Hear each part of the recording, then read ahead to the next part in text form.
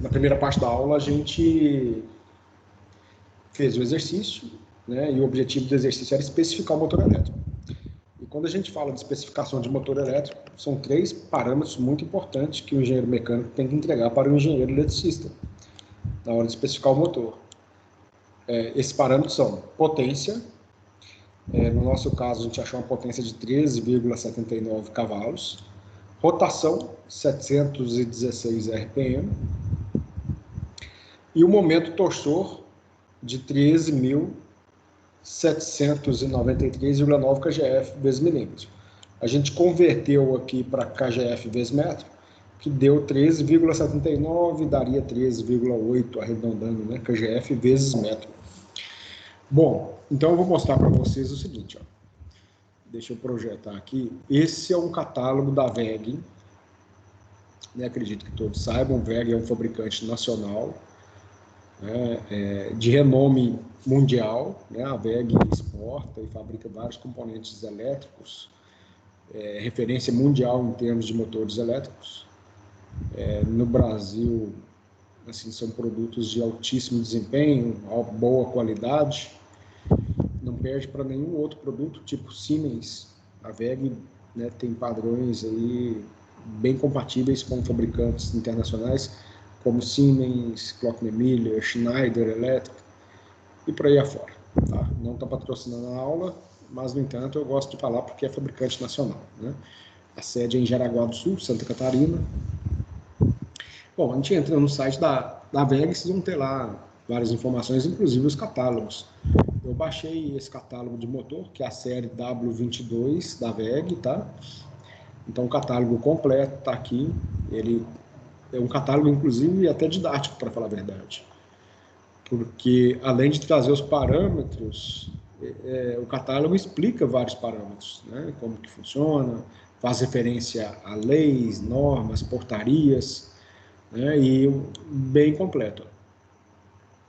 Então ele até fala o seguinte, ó, rendimentos nominais mínimos segundo portaria número 553 da ANEEL, Agência Nacional de Energia Elétrica. Então ele fala, olha, motor de tanto CV, por exemplo, vamos pegar aqui, ó, 5 CV de potência nominal, o motor de 2 polos, ele tem que ter no mínimo 87,5% de rendimento. Nós vamos falar disso lá na frente, rendimento do motor. Mas o que interessa para nós são outros parâmetros, né? Aqui, ó, tem vários, a gente pode vir direto no índice, né? Vamos pegar aqui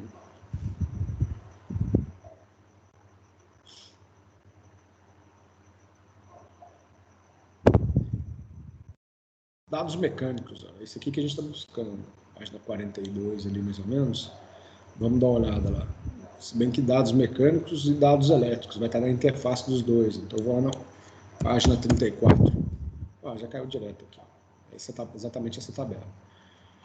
Vou voltar um pouco antes. Então veja bem, a série W22 tem 3 famílias. Tem a Super Premium, Premium e W22 normal. Obviamente, quando a gente fala de Super Premium e Premium, significa que tem algumas características que têm qualidade superior às outras. Fundamentalmente, assim, vamos falar, basicamente falando, quais são essas qualidades? Rendimento, são motores de alto rendimento, ou seja, gastam menos energia elétrica, e tem fator de potência mais alto, né? Quem está tendo aula de eletrotécnica comigo, a gente está falando sobre fator de potência, que também é um parâmetro que nos diz em relação ao desperdício de energia, considerando potência reativa. Bom, então é o seguinte, vamos dar uma olhada na série W22 Super Premium. Ele traz aqui alguns parâmetros, ó, motor de 2 polos, ele já começa direto em 40 HP de potência, não serve para nós, né? Essa linha está começando com 30 CV, 40 CV de potência. A série Premium já começa a atender para nós, porque ela trabalha aqui, ó, motor de 2 polos, começa com 0,16 cavalos, né, de potência, 0,16 HP, a CV dá muito próximo. Motor de 2 polos, gente, tem uma rotação próxima de 3.600 RPM, está aqui, ó, a rotação, tá vendo? 3.430, 3.410, Então, a nossa rotação deu 716 RPMs. O mais próximo ali seria um motor de 8 polos. Tá? Então, a gente vai pular essa tabela de 2 polos. Depois vem a tabela de 4 polos, a gente vai pular. Vamos pular a tabela de 6 polos também. E vamos direto para a tabela de 8 polos. Tá aí, ó, motor de 8 polos. Observa que a rotação está na casa de 800 RPM, entre 800 e 900, vamos considerar, né? Até 895 RPM.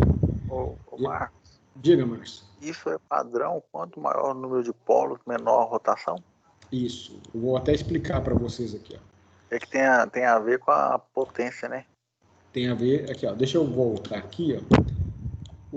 A rotação de um motor elétrico, ela é dada por uma formulazinha que é o seguinte, ó.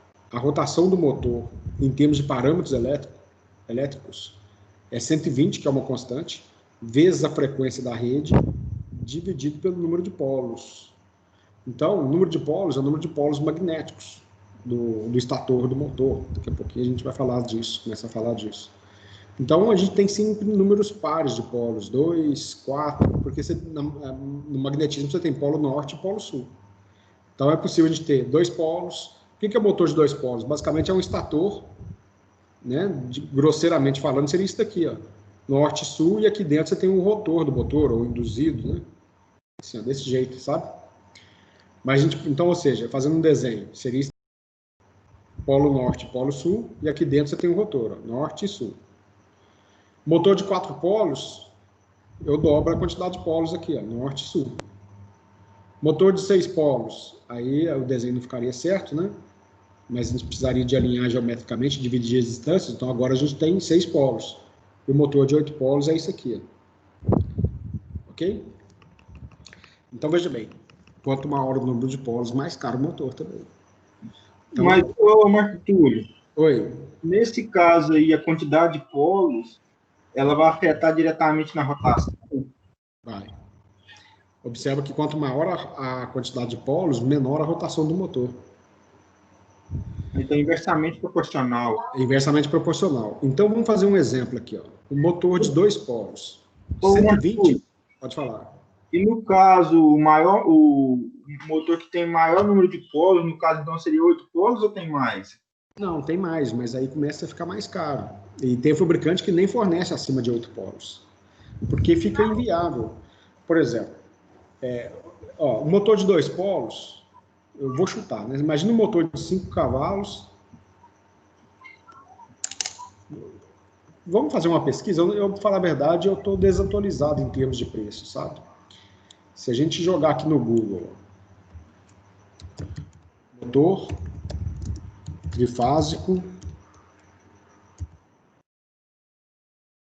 vou pegar um motor assim, só para servir de padrão para nós, 10 CVs, 2 polos. Aí vamos ver aqui no Google Shopping quanto que tá.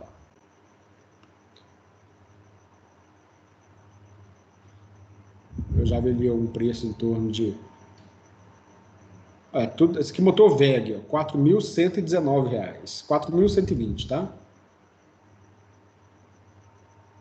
Tá aí, ó, 4.120. E se eu pegar o motor de 4 polos, vamos ver quanto que vai dar. Eu estou bem desatualizado de preço de motor. Não, da VEG ficou até mais barato, ó. Inclusive a série que a gente está olhando, a série W22, 3.338. Vamos baixando o número de polos e vamos olhar quanto que fica. 6 polos. 3.000... Não, 4 polos. 2, 4...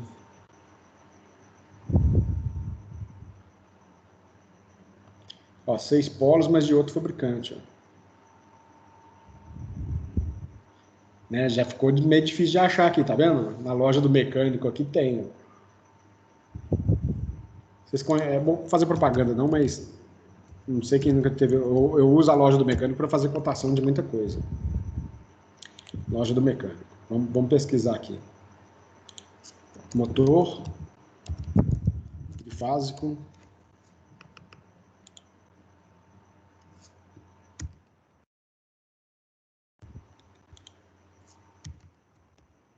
Motor trifásico 10 cavalos. 2 polos.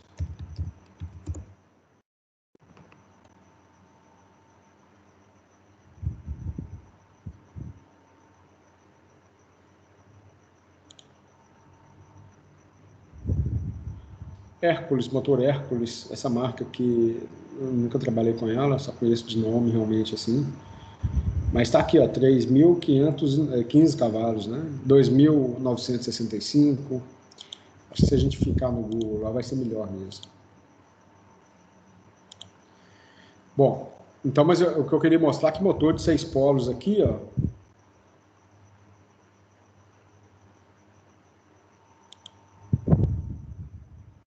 já está mais difícil de achar. Tem 4 polos, 6 polos, R$3.000 aqui, esse Hércules. Ah, achou aqui, ó. VEG, 20 cavalos, 6 polos, já fugiu do nosso parâmetro.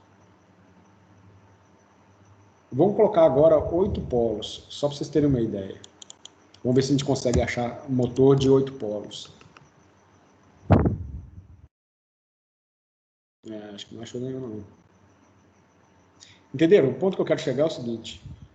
Não é fácil de você comprar. Quanto maior o número de polos, fica até difícil de comprar. O motor de 2 polos é o motor universal, de 3.000 e tantos RPMs lá. Às vezes é melhor voltar e mexer no redutor do nosso projeto do que mexer no motor Isso que eu ia elétrico. falar agora. Uhum. Por isso que às vezes, por isso não. Na maioria dos casos sempre vai ter um redutor. Isso. Com o redutor ali a gente compatibiliza a rotação. Pois Então, porque para você achar um motor com a rotação que você precisa sem ter que usar o redutor, é muito mais complicado. isso, exatamente, é muito mais difícil. É mais fácil mexer no projeto do redutor, na especificação do redutor, do que do motor. Até porque o redutor você pode fazer ele até mesmo em aberto, né? Perfeito. Você pode montar um redutor, ué. Mandar fabricar, Você né? tendo as engrenagens. Você tendo as engrenagens. Bom, olha só, gente. O motor de 2 polos dá 3.600 RPMs. Se a gente pegar o motor de 4 polos, a rotação é metade, 1.800 RPM. Se eu pegar o motor de 6 polos, vai dar 1.200 RPMs. O motor de 8 polos vai dar 900 RPM. Então, existe motor de 10, de 12, 16, de 24 polos, que eu já vi motor de 24 polos em indústria de mineração, de baixa rotação, tem um torque mais elevado. Mas, em compensação, fica mais difícil de comprar e vai ficando mais caro. Então, às vezes, você pega aqui motor de 2 ou de 4 polos e ajusta a rotação. Então, ao invés de ter um redutor, por exemplo, olha só, nós achamos uma rotação de 716. Né? A rotação do tambor, quer ver? Olha só. Vamos fazer uma continha aqui. Ó. A rotação do tambor deu 14 RPM, 14,32. Nós vamos fazer a conta inversa agora. 14,32 RPM, se eu entrar com o motor de 4 polos, que é de 1.800, quanto que vai ser o fator de redução? Vai ser 1.800 dividido por 14,32. Né? 126 arredondando o fator de redução. Fator de redução muito alto. Né? Mas é possível. Aí você fala, cara, mas aí 4 polos ainda fica difícil. Vou usar de 1.200 RPM, Não, que é o aí de... você está reduzindo quase 1,5 vezes. O quê? Se você usar um motor de 4 polos, você vai ter que reduzir quase 1,5 vezes. Nada. Olha só, a rotação do tambor é de 14,32, correto? Certo. A rotação do motor de 4 polos é 1.800. Então, eu vou pegar 1.800 e dividir por 14,32. Deu 125 RPM. Desculpa, 125 RPM. Deu 125 o fator de redução. Se a gente, considerando o enunciado do exercício, o fator de redução desse redutor é de 50. Então, eu precisaria de um redutor com fator de redução de 125, 126, entendeu? Uhum. Vamos ver se a gente acha aqui algum fabricante, redutor I igual 125.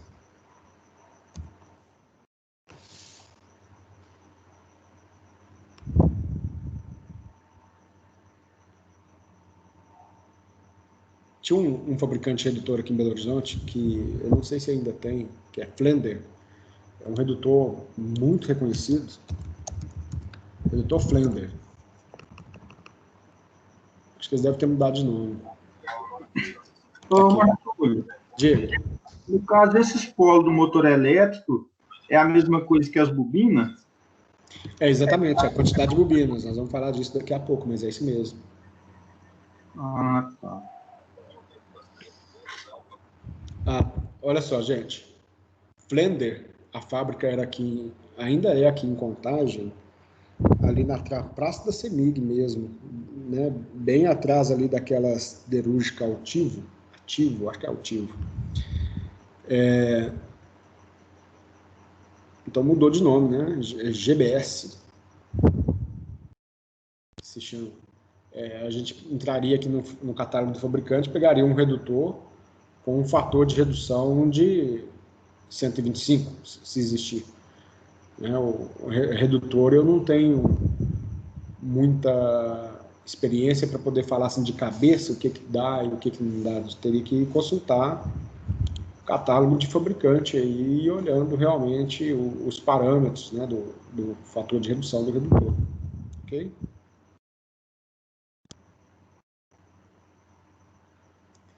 Mas é possível, tá? Com certeza é possível. Ou seja, então voltando aqui na nossa linha de raciocínio, às vezes é melhor você mexer no redutor do que mexer no motor elétrico. É tudo uma questão de avaliar custos, tá?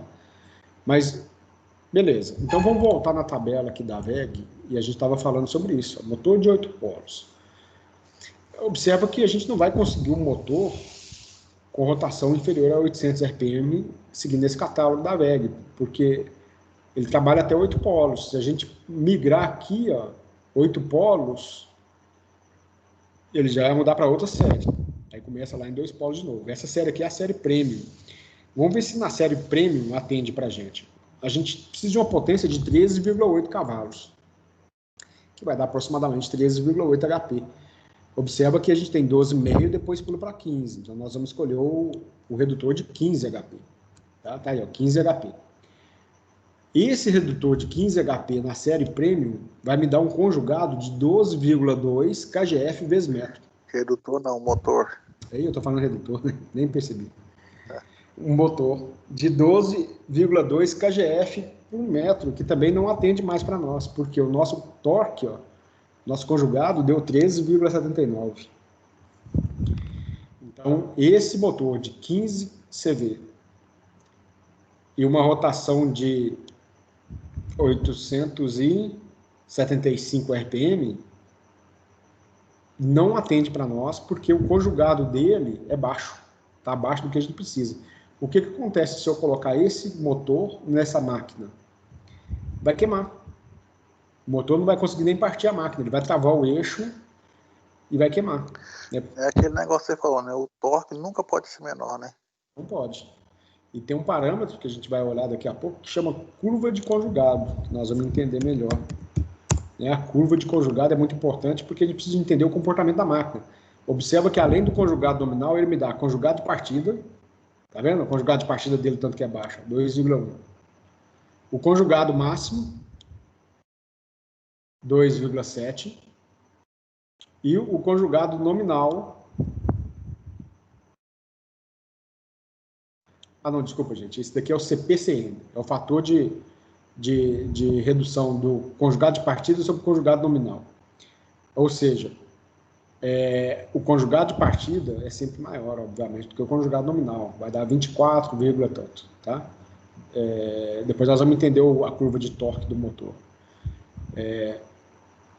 Então, mas ou seja, 12,2 não atende para nós. Essa série W22 Premium. Vamos pegar a série W22 convencional, vamos ver se ela atende para nós. Ó, então vamos pegar aqui, ó, W22 e R2, uma série convencional. Provavelmente o que ela perde em relação às outras é aqui, ó, rendimento. Tá? Rendimento e fator de potência que está ali. Ó. Então vamos buscar aqui, ó, 10, 12,5, 15 cavalos. Olha que interessante, né?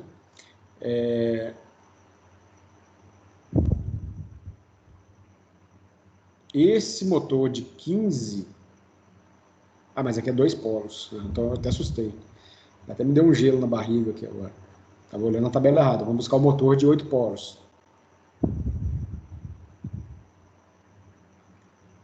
Esse aqui foi qual? 6 polos. Então, o próximo, 8 polos. Tá aí. Motor de 15 cavalos. Conjugado nominal de 12,2. Então falhou. Tá vendo? Ainda não deu. Olha só. O nosso conjugado, voltando aqui, a gente precisa de um conjugado de 13,79. E esse motor vai me dar no máximo 12,2 de conjugado nominal. Então, o fato é que não dá para escolher esse motor de 15 cavalos. Né? Nós vamos precisar de colocar um motor de 20 cavalos, né, com 16,7. A não ser que a gente faça uma conta inversa. Veja bem. Esse motor ele tem uma rotação de 875 RPM. Vamos fazer o seguinte, ó. Vamos fazer umas continhas aqui, ó.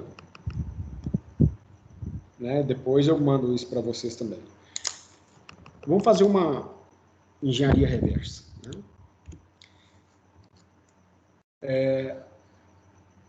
Motor escolhido. Então, vamos falar assim, escolhido por quê? Nós vamos pegar a tabela VEG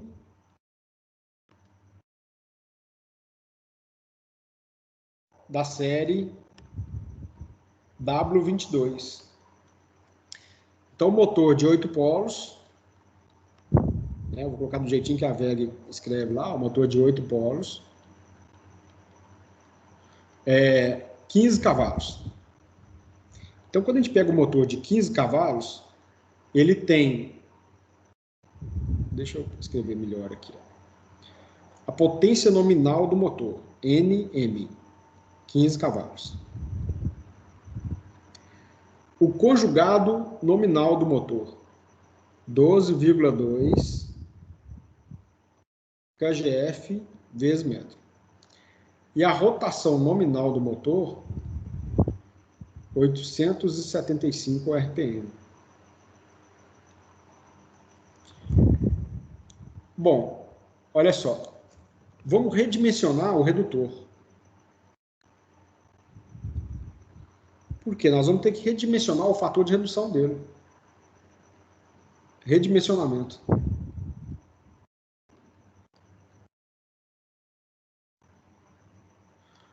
O I, então, vai ser igual à rotação nominal do motor dividido pela rotação do tambor, que a gente calculou. A rotação nominal, 875 RPM, dividido por 14,32 RPM, que é o valor que a gente achou lá. Ó. Então, nós vamos ter um I igual a... Vamos ver aqui quanto que vai dar. 61,1. Ok? 61,1. Bom, vamos voltar ao seguinte, olha. Quando a gente vem analisando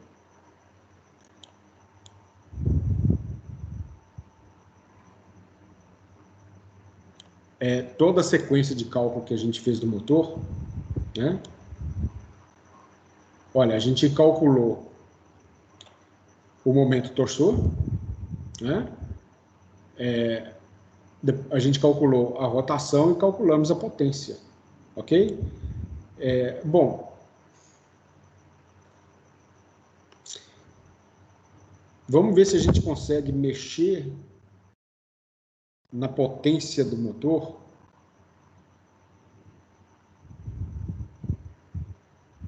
Também não vai dar certo aqui, porque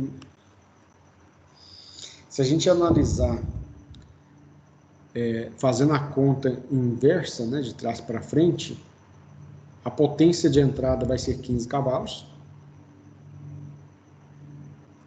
né, a potência de saída da máquina. Vamos ter que fazer umas continhas de trás para frente aí para analisar. Ó.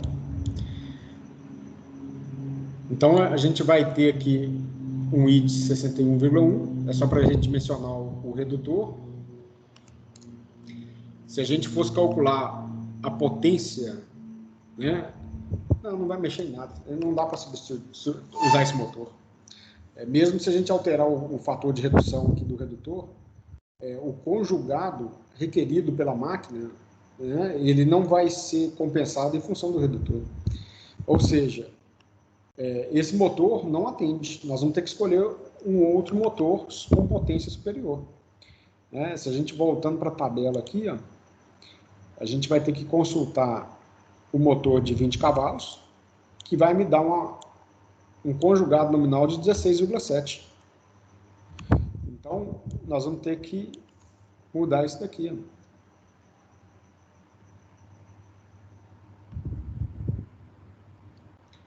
$20 cavalos.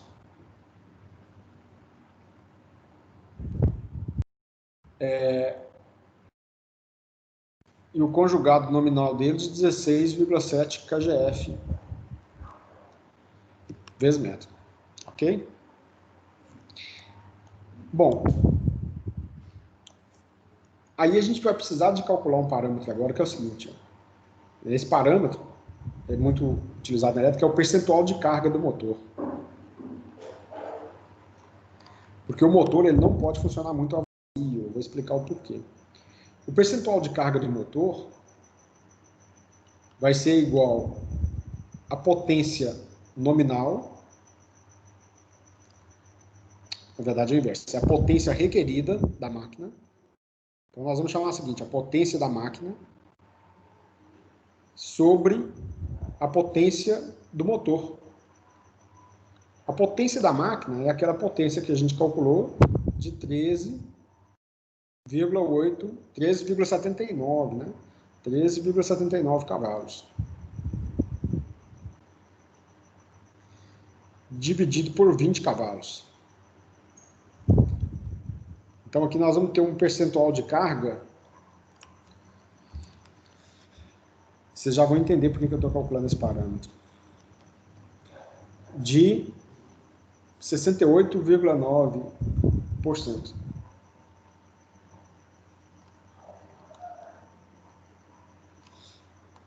R$ 68,95%. Por que isso, gente? Nós temos que tomar cuidado nisso daqui. Ó. Observa que esses três últimos parâmetros, né, os dois últimos parâmetros que nós temos aqui é o rendimento e o fator de potência. Então, ele me dá o seguinte, olha, o rendimento quando o motor está com 50% de carga, 75% e 100%. E o fator de potência quando ele está com 50%, 75% e 100%.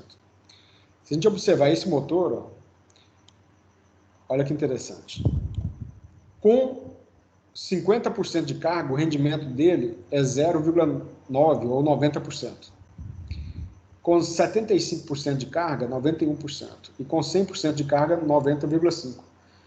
Então, a faixa de curva ideal desse motor em termos de rendimento é com 75% de carga. Nós estamos abaixo disso, mas nós estamos acima de 50%. Nós estamos entre essas duas faixas, o que não é tão ruim. Em termos de fator de potência, a gente pode observar que quanto maior a carga no motor, maior o fator de potência e isso é melhor. Então, se a gente tiver entre 50% e 75%, nós vamos estar abaixo de 0,72, então o fator de potência é baixo, isso é ruim. Mas dá para corrigir com o capacitor, né, com o banco de capacitor. Bom, o resumo dessa história toda é o seguinte. A gente não consegue compensar o conjugado mexendo em outro parâmetro da máquina, tipo redutor, a não ser que a gente pode só, né, se a gente for analisar a sequência de cálculo aqui, ó,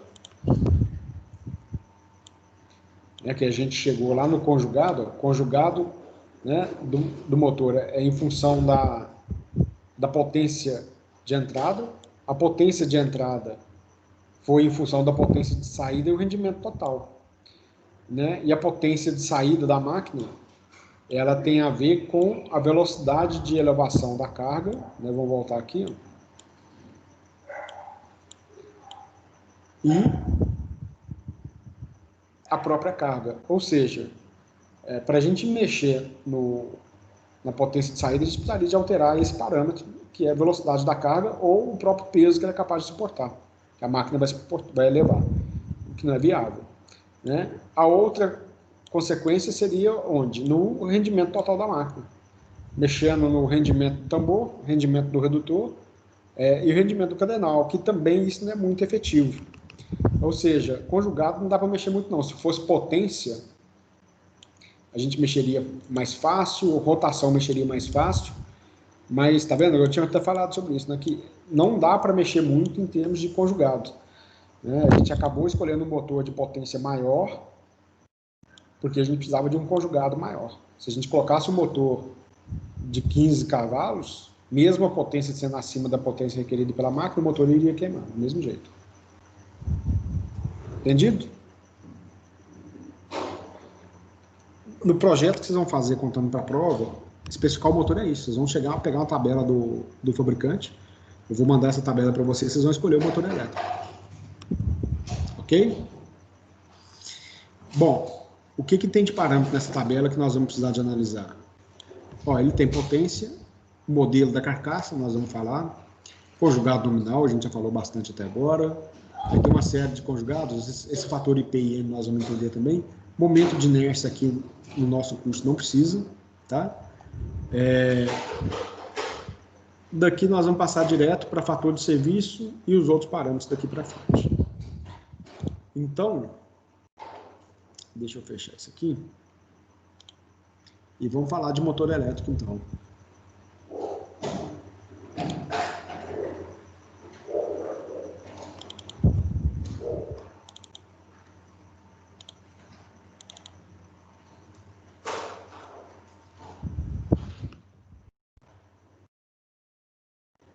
Só estou abrindo a apresentação aqui para a gente começar.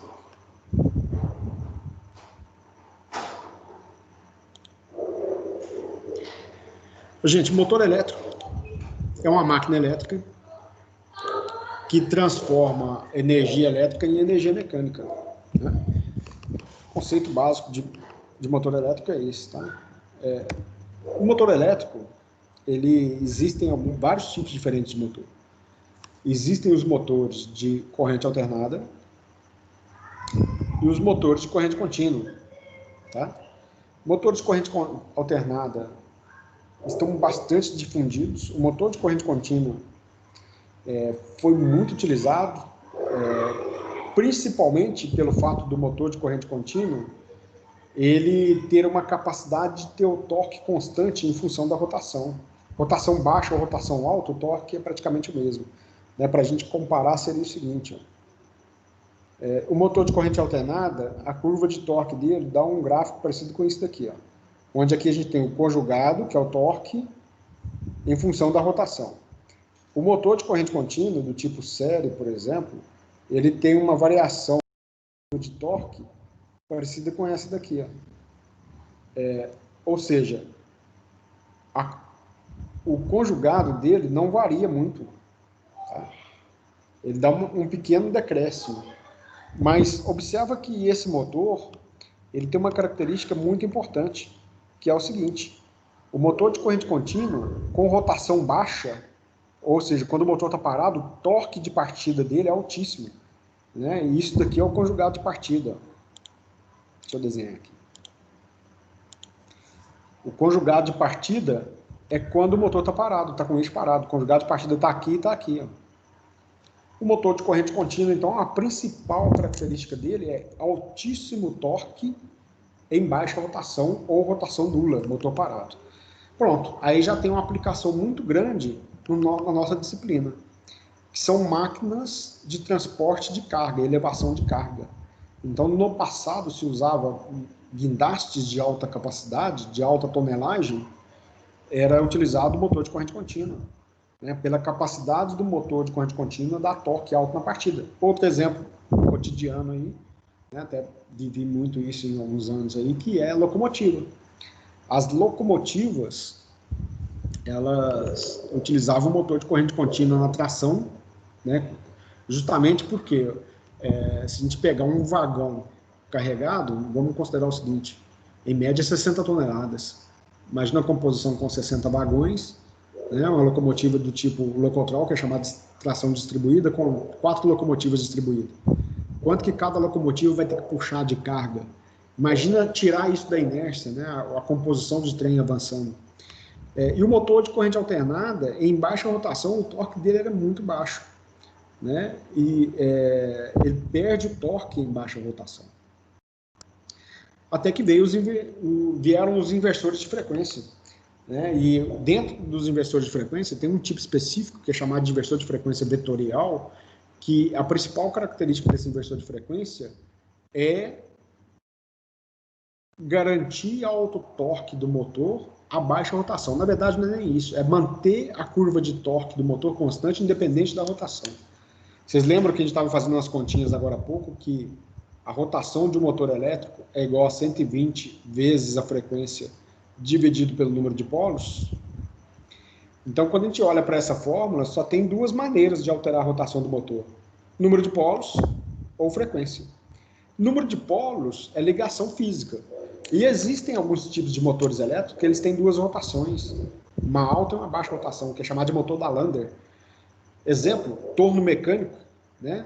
Torno de usinagem usa o motor da Lander. Fresadora, né? Tem muitas que usam o motor da Lander. Tem uma chavinha elétrica ali de rotação 1 e rotação 2 no motor, do torno. Mas você só tem 2 rotações definidas. Então, além de mudar o número de polos, a outra forma de alterar a rotação do motor é alterar a frequência. Então, se eu aumentar a frequência, aumenta a rotação. Se diminuir a frequência, diminui a rotação. Por isso que o inversor de frequência teve essa grande aplicação. Você reduz a frequência do motor, se aplica no motor, consequentemente, você consegue reduzir a rotação do motor.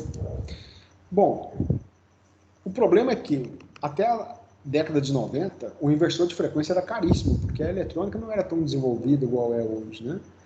E o motor de corrente contínua, além dele ter essa característica de ter torque alto em baixa rotação, ele tinha uma outra vantagem, que é a possibilidade e a facilidade de variar a rotação do motor.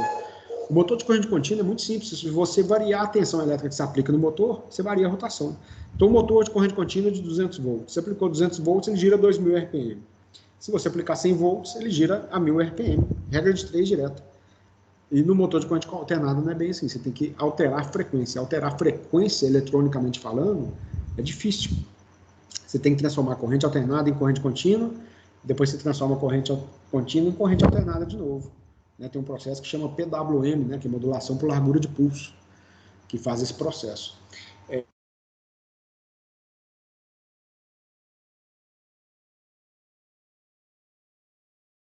Eu lembro da empresa que eu trabalhava, a minha carreira foi sempre isso, viu, gente?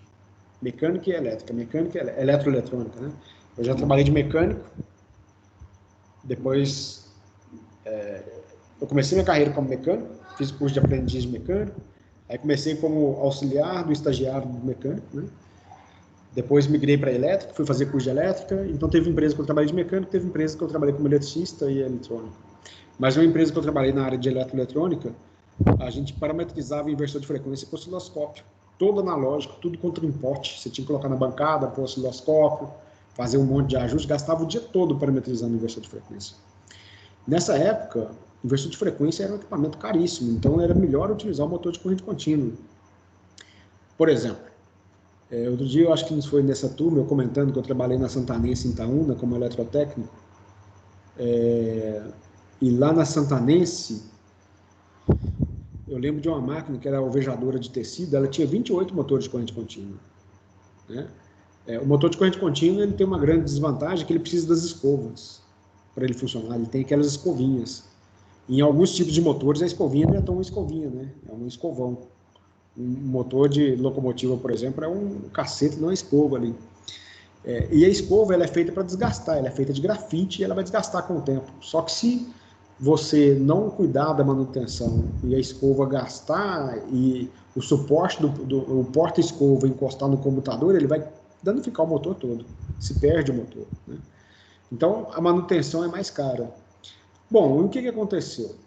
De fato, a eletrônica ela foi evoluindo com o tempo, né? Ela foi miniaturizando, O microprocessamento entrou muito forte, tecnologia de semicondutor, e inversor de frequência caiu muito o custo. Então, à medida que o inversor de frequência foi ficando mais barato e melhor, o motor de corrente alternada foi tomando espaço do motor de corrente contínua. Tá? Então, as aplicações do motor de corrente contínua hoje são pouquíssimas. Automóveis usam motor de corrente contínua, limpador de para-brisa, o vidro elétrico do carro, tudo isso é motor de corrente contínua. Né? Antigamente, até esteira de academia era corrente contínua. Outro dia eu vi o cara da manutenção na esteira e vi que lá já tinha um inversor de frequência. Inversor de frequência de meio cavalo. Ou seja, realmente o motor de corrente alternada está tomando o espaço do motor de corrente contínua. Né? Não está se usando mais. Até as locomotivas hoje são de corrente alternada. Né? O Brasil demorou para poder adotar as locomotivas de corrente alternada. Outros países, por exemplo, os Estados Unidos é referência na área ferroviária, né? Os grandes fabricantes de locomotivas estão lá. Eles já usam motor de corrente alternada há mais de 20 anos, né, com inversor de frequência.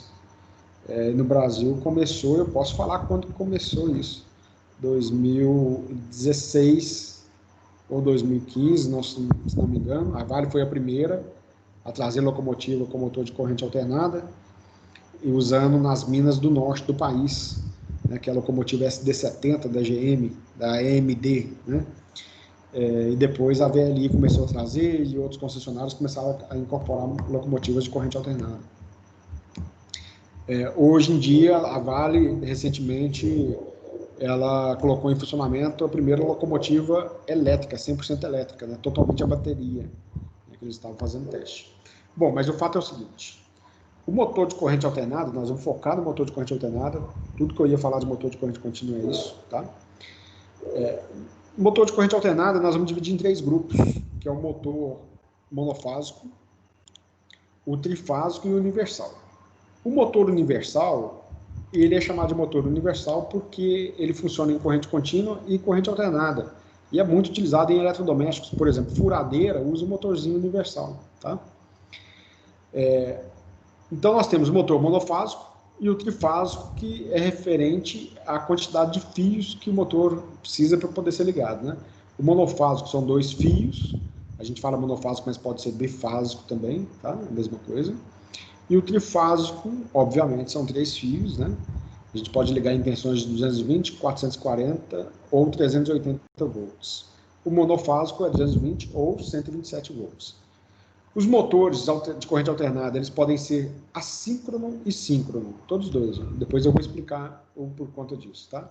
Aí o motor monofásico, né, abre aqui uma série de tipos diferentes. Eu vou passar rapidamente em cada um deles. E depois nós vamos focar no motor de corrente alternada assíncrono. O motor síncrono é uma aplicação bem específica, tá? Principalmente em situações de grande porte. Né? Nós vamos focar no motor assíncrono. Gente, então, o princípio do motor elétrico é o seguinte, né? Qual que é o conceito do motor elétrico? O princípio de funcionamento dele. Aqui tem uma peça que a gente chama de peça polar e outra de cálculo.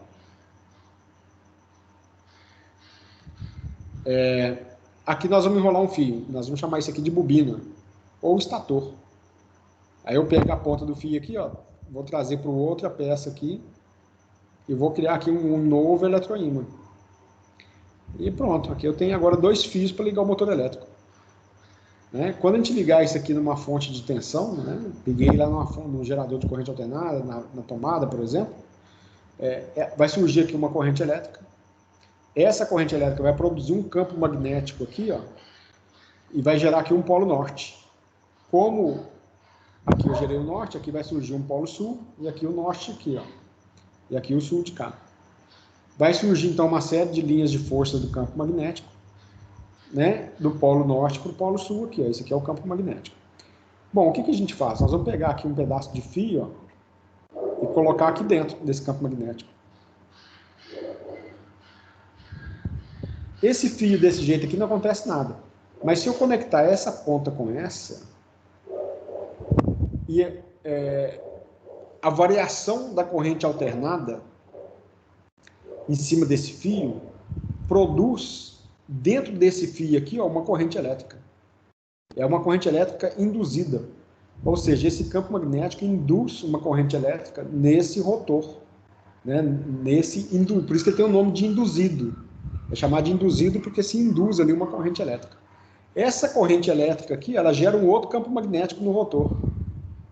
Bom, o resumo da ópera é que a interação entre os dois campos magnéticos, né, que é o campo magnético do rotor com o campo magnético do estator, que vai produzir o movimento.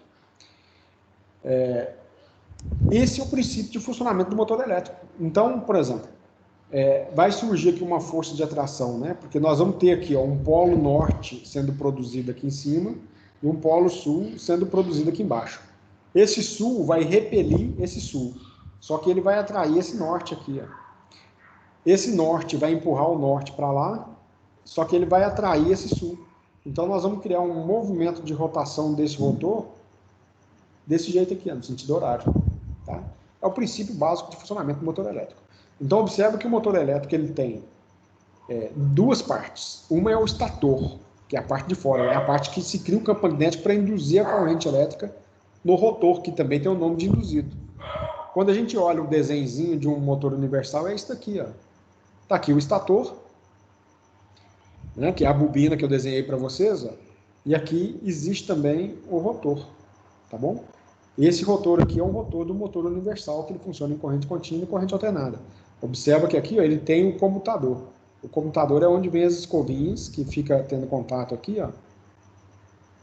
E daqui você tira dois fios, né, para produzir uma corrente elétrica aqui dentro, tá bom? Tanquinho de lavar roupa, litificador, furadeira, né? Por isso que às vezes o tanquinho vai ficando fraco e a escovinha que está sendo gasta, está gastando já, né? Não está dando contato elétrico direito. Ô, Arthur. Oi. Então, no caso desse motorzinho aí, a energia chega para as escovinhas? Esse motor, ele tem uma característica que é o seguinte: ele não induz somente, ele não é só o estator que induz um campo magnético no rotor, né? Ele tem um esquema de ligação que é o seguinte, ó, aqui a gente vai ter, eu vou desenhar desse jeito aqui, ó.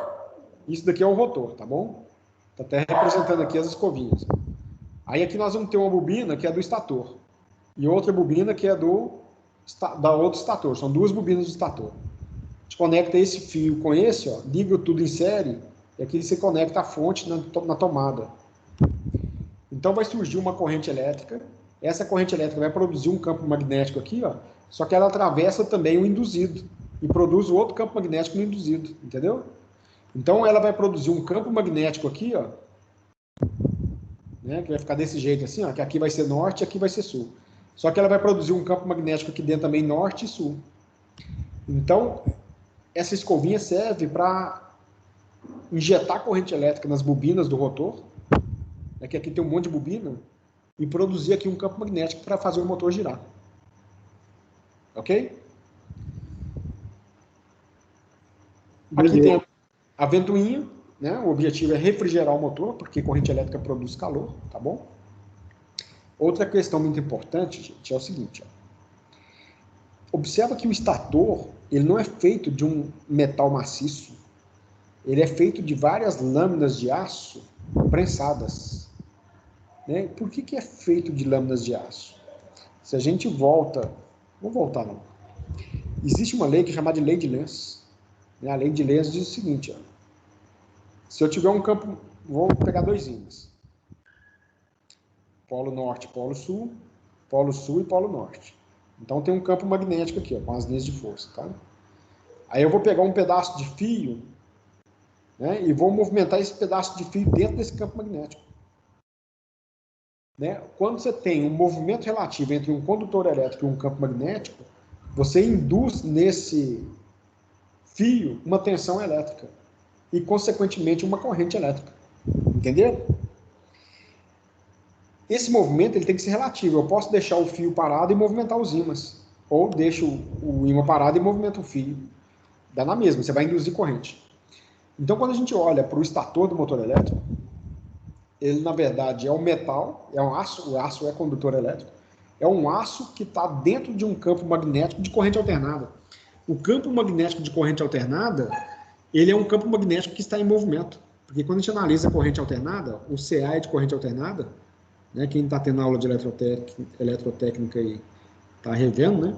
Corrente alternada, ela varia de polaridade, positivo e negativo, e também de valor máximo e valor mínimo, né? Então, olha só, a senoide é isso daqui, ó, deixa eu desenhar aqui maior assim. A senoide, ela sai do zero, atinge o valor máximo, depois decresce, atinge um valor máximo negativo, depois vai variando. O campo magnético do motor elétrico se comporta da mesma forma, ou seja, aqui é sul e aqui é norte, mas questão de décimos de segundo, centésimos de segundo depois inverte, aqui vira sul e aqui vira norte. E além disso, o campo magnético ele vai expandir e contrair, né, em função desse aumento e decréscimo de valor. Ou seja, no fim das contas, nós temos um movimento relativo entre o campo magnético, que é o campo magnético que está movimentando, e o metal do estator. A consequência disso tudo é que vão surgir correntes elétricas no metal do estator. Aqui surge corrente elétrica circulando aqui, ó. Então vai surgir corrente elétrica circulando na carcaça do motor. E essa corrente elétrica é uma corrente elétrica indesejada, porque ela gera perda do motor. Por isso que o motor elétrico tem rendimento. Uma das principais perdas do motor elétrico é essa corrente. Essa corrente elétrica tem um nome, ela é chamada de correntes parasitas, que também tem o nome do cara que descobriu, né, descobriu, que é Foucault, correntes de Foucault, ou correntes parasitas. Como que se faz para reduzir o valor das correntes parasitas? Primeiro que você usar um aço com baixo teor de carbono, que ele é menos condutor. Você usa um aço doce, 1020, 1015. E segundo, ao invés de usar uma carcaça de aço maciço, você faz lâminas de aço. Então a carcaça é o seguinte, é tipo uma arruela, né? Uma lâmina de aço. Essa lâmina de aço é depositada, ela é imersa em verniz isolante. Então, cada lâmina da carcaça é isolada uma da outra, né? Então, você tem eletricamente isolada, você tem verniz entre as lâminas. Aí você prensa tudo junto e monta. Então, a função dessas lâminas é justamente diminuir as correntes parasitas e, consequentemente, aumentar o rendimento do motor. Tá? Todo motor elétrico é dessa forma, ok? A carcaça é exatamente desse jeito e o rotor também. Olha, esse daqui é um motor elétrico trifásico, tá, gente? Observa que o motor elétrico trifásico, o rotor dele é diferente. Observa que ele não tem comutador, porque eu não preciso de injetar corrente elétrica no rotor para induzir aqui um campo magnético. O próprio estator faz isso. Aqui mostra as bobinas, ó, o enrolamento do motor elétrico. Tá? Então, as bobinas vão induzir no rotor uma corrente elétrica que produz um campo. Esse rotor ele é chamado de rotor em curto-circuito, porque aqui tem uma arruela de alumínio e de cá tem outra arruela de alumínio. Você conecta um tirante de alumínio daqui para cá, outro daqui para cá, outro daqui para cá. Ó. Então, no fim das contas, o rotor ele tem esse formato. Assim, são vários tirantes de alumínio desse jeito aqui. Ó. Tá? Bom, o que acontece é que quando se induz uma tensão elétrica, esse campo magnético induz uma tensão elétrica no rotor, surge uma corrente elétrica que vai circular entre as espiras. E essa corrente elétrica, ela vai produzir um campo magnético. Ou seja, cada tirante desse produz uma corrente elétrica, um campo magnético. Tá? Por isso que ele é chamado de rotor em curto-circuito, motor trifásico de rotor em curto, né? Porque o rotor dele é em curto-circuito. Ele tem um outro nome também, que ele chama rotor gaiola de esquilo, porque o rotor dele lembra uma gaiolinha de esquilo, que fica lá no laboratório correndo aqui dentro, aqui, ó. É exatamente isso, né? Em inglês, eu acho que é assim que escreve, squirrel gauge, né, que chama motor squirrel gauge, que é gaiola de esquilo, tá? Ou de motor também, de rotor em curto-circuito. Aqui mostra uma foto do motor em corte. Então o rotor está aqui, ó, né, com rotor em curto. Aqui mostra a bobina, né, os fios sendo cortados, foram cortados, ó, né, do motor elétrico, tá? Aqui o mancal traseiro e o mancal dianteiro, né? 2 rolamentos, tem o ventoinho aqui. Ó. E é isso. Bom, acho que esses slides eu já vou pular. Eu já expliquei tudo aqui sobre o princípio de funcionamento do motor. Tá? Alguns motores elétricos, gente, quando a gente fala que vai induzir um campo magnético, né? O que acontece é que quando, suponhamos, vamos pegar esse desenho aqui do motor elétrico, vai surgir aqui um campo magnético de polo sul, então o sul está de cá e o norte de cá. Tá? Aí o norte está de cá e o sul está de cá. Esse norte vai atrair com esse sul, correto? E esse sul vai atrair com esse norte. Quando a gente liga o motor elétrico, ele vai estar em equilíbrio de forças. Ou seja, se liga o motor elétrico, não acontece nada. O rotor não gira para esse motor. Né? A gente precisa provocar um desequilíbrio. Aí você vai cá e bate a mão no motor elétrico, no rotor dele, ele começa a girar. Que aí você desequilibrou o sistema de forças dele, chamado de binário. Tá? De forma resumida, é isso daqui. Ó. Quando eu faço o motor em corte, nós vamos ter um vetor força para cá e um vetor força aqui para baixo. E essas forças têm módulos iguais e direções opostas, ou seja, está tudo em equilíbrio. E a jornada nossa daqui para frente dos tipos de motores consiste em desequilibrar esse binário de forças para fazer o motor girar. Então vamos começar pelos motores monofásicos. Existem vários tipos de motores monofásicos que têm artifícios diferentes de provocar esse desequilíbrio de forças e promover a rotação do motor. O primeiro deles é chamado de motor de campo distorcido. Nós não vamos gastar muito tempo aqui, porque nosso foco é mais aplicação industrial. Esse motor, observa que ele tem uma espira, aqui ó, é o estator, né, o núcleo do estator, ó, a carcaça. São aquelas lâminas de aço que eu falei com vocês. Só que tem um furo no estator e tem um fio grosso de cobre que está amarrado aqui, ó, formando um anel. Esse fio grosso de cobre vai surgir uma corrente elétrica e vai surgir aqui um campo magnético muito intenso que provoca uma distorção do campo magnético. Aí o motor elétrico vai girar. Está aqui o fio de cobre. Né? Eu peguei essa foto aqui da internet. Tá bom? Se vocês observarem esse desenho, né, a gente vê muito claramente o que é utilizado. É o motor elétrico esse de campo distorcido. É um motor de baixíssimo torque, baixa potência, rotações elevadas, né, 3.400 RPM em média. Aí. Mas é utilizado em máquinas de refrigeração, por exemplo, bebedouro, é muito utilizado esse tipo de motor, alguns eletrodomésticos, ventilador residencial utiliza esse tipo de motor, a não são os ventiladores de porte maior, que usam de arranque capacitivo, que a gente vai ver daqui a pouco, tá? Mas é um motor de baixas potências, né? Aqui mostra a distorção que ele provoca no campo magnético. Essa bobina vai criar um campo magnético aqui que vai distorcer as linhas de força. Né? Então, quando a gente olha o motor elétrico, né, as linhas de força, elas fazem uma distorção desse jeito aqui. Ó, devido à distorção dessa espira e dessa espira. Uma característica das linhas de força é sempre se endireitarem. Então, se isso daqui fosse um barbante e a gente esticasse o barbante, a tendência é provocar uma rotação no rotor do motor. Tá bom? Esse motor, ele dá uma potência máxima de 300 watts de potência, ou meio cavalo, rotação variando de 900 a 3.400 RPM. São motores, então, de pequenas aplicações. Bom, existe um outro tipo de motor monofásico que é muito comum, que é chamado de motor de arranque capacitivo ou motor de fase auxiliar. Tá?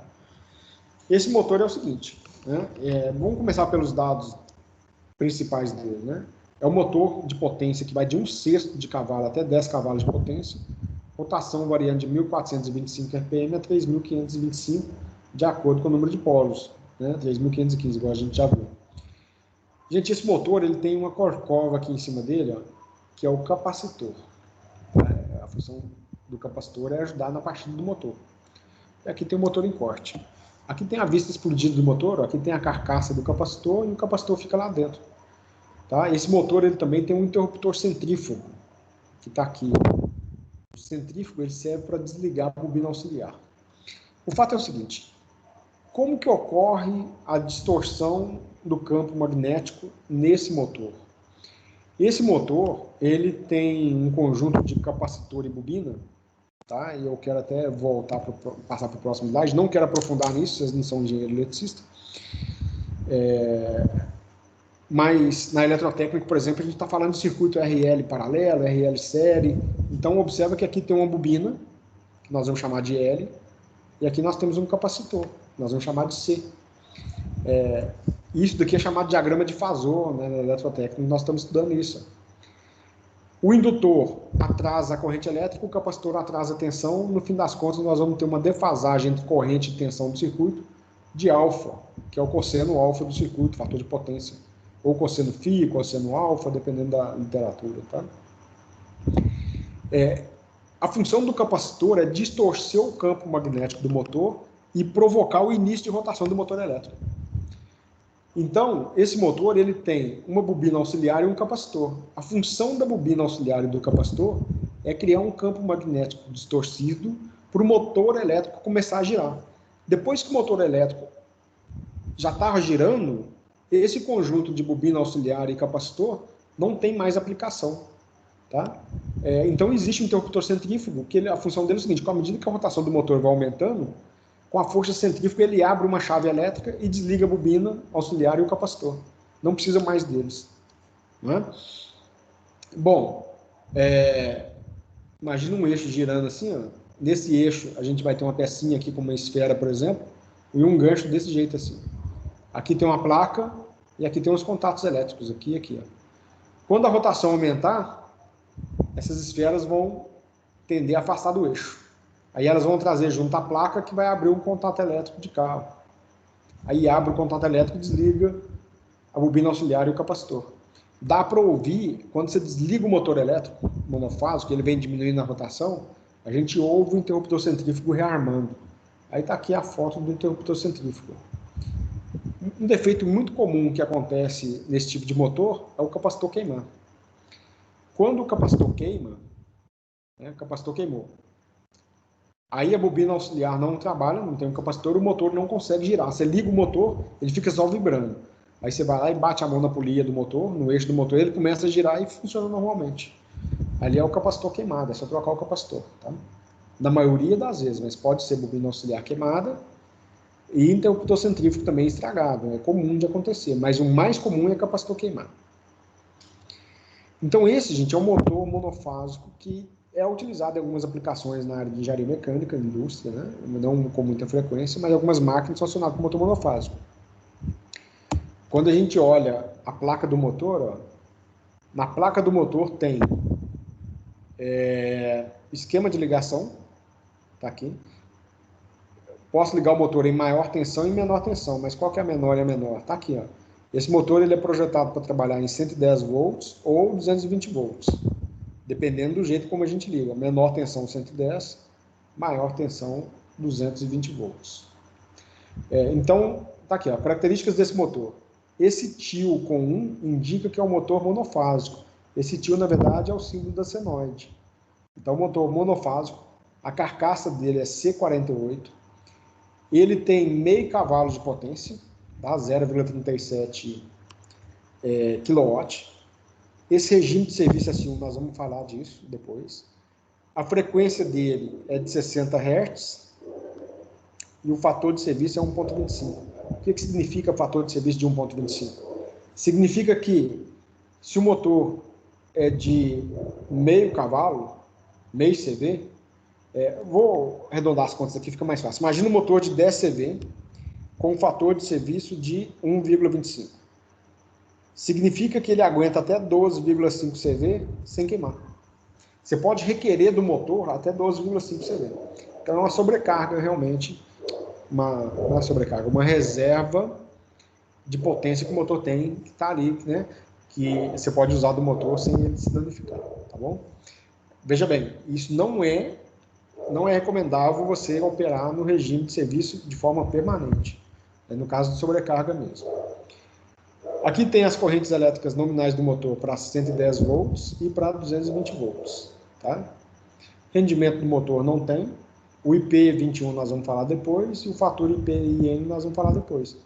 Aqui traz uma informação importante que é que se utiliza um capacitor de 216 volts de tensão, desculpa, de 216 a 259 microfarads, com tensão elétrica de 110 volts. Especificação do capacitor.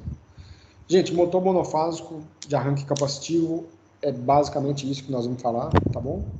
Tá aqui a foto dele, é esse tipo de motor, muito utilizado, tenho certeza que muitos de vocês ou todos já viram esse tipo de motor. Ok? Bom. Antes da gente finalizar a aula, o motor universal tá aí, ó, a foto do motor universal. Tá aqui, é um motor que pode funcionar tanto em corrente contínua quanto em corrente alternada, tá bom? Tá aqui um exemplo de aplicação, que é na furadeira, tá aí o motor universal que tá aqui, ó, na furadeira. Observa que aqui tá as escovinhas, né, da furadeira.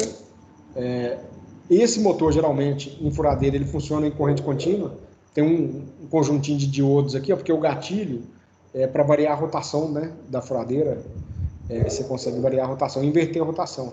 Então, se variar a rotação do motor em corrente contínua, é mais fácil corrente alternada, igual eu já falei. Por isso que você tem os diodos que transformam a corrente alternada em corrente contínua para variar a rotação da furadeira. Né? Dá uma dica para vocês, eu tinha aqui uma parafusadeira da Black & Decker, uma parafusadeira que eu tenho há muito tempo, e as escovinhas dela gastaram. Aí eu fui tentar comprar as escovinhas, o pessoal falou que não tem, não acha para comprar. Comprei umas escovinhas maiores, já fiz muito isso em indústria na época que eu dava manutenção em motor de corrente contínua. Peguei uma lixa de unha, fiz um trabalho de ajustagem das escovinhas para ela encaixar no porta-escova da parafusadeira e hoje está 0 bala. Né? Então, se vocês tiverem algum equipamento eletrodoméstico aí que não acha mais escovinha para comprar, você compra uma escova maior e vem, porque é grafite, é facinho de você ir ajustando na lima, na lima você vai rapidinho gasta, né? Na lixa de unha, para você colocar na medida, tá? Só suja pra caramba, mas dá certo, viu, gente? E tá aqui o esquema de ligação do motor que eu expliquei, né? Que ele não é um motor de indução, porque a fonte se liga, né? E a corrente elétrica vai passar tanto pelo estator quanto pelo rotor. O rotor também, ele tem outro nome, né? Eu falei que isso daqui tem o nome de rotor ou induzido, isso daqui é o estator. Existe mais um outro nome que é muito conhecido, que é armadura. Aqui está em inglês. Ó. Isso aqui também pode ser armadura e o estator é chamado de campo. Ok, gente? Vamos parar por aqui, nós já estamos no horário. Semana que vem a gente retoma aqui em motor elétrico. Eu acredito que na primeira parte da aula eu esgoto o assunto de motor elétrico e a segunda parte a gente deixa para o trabalho já. Né, do exercício valendo ponto. Entendido? Dúvidas?